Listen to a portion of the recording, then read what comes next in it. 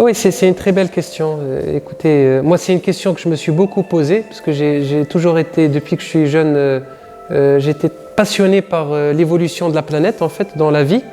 Donc, il y a une théorie qui s'appelle la soupe de Miller, qui dit en fait que quand la planète était sous forme de gaz, qu'il n'y avait pas de vie organique, en fait, que tous les éléments chimiques de cette époque-là, c'est pour ça qu'on l'appelle la soupe, en fait, cette soupe chimique a pu amorcer la première apparition de matière organique de vie, donc la première forme de matière organique. Ça, c'est une théorie. Cette théorie, petit à petit, elle a perdu en crédibilité.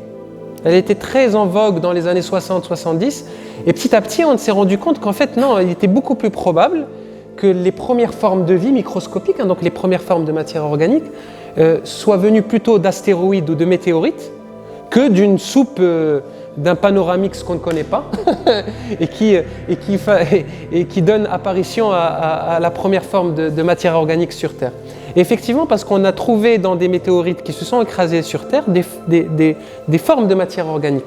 Alors moi personnellement, et ça c'est pas scientifique, mais dans ma méditation ou dans ma contemplation de l'univers, j'ai bien aimé penser ou j'aime bien imaginer que les météorites sont un peu les spermatozoïdes de l'espace, et que les planètes sont des ovules cosmiques.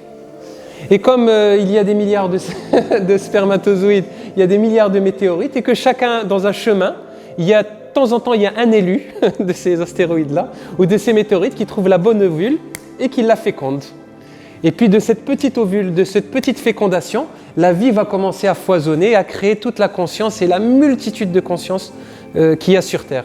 J'aime bien imaginer cela, même si ce n'est pas le fruit de mon imagination, c'est quelque chose que je ressens, que j'ai pu voir en méditation. La science, plus ou moins, arrive un peu à la même conclusion, et puis c'est assez poétique aussi, ça fait plus de sens.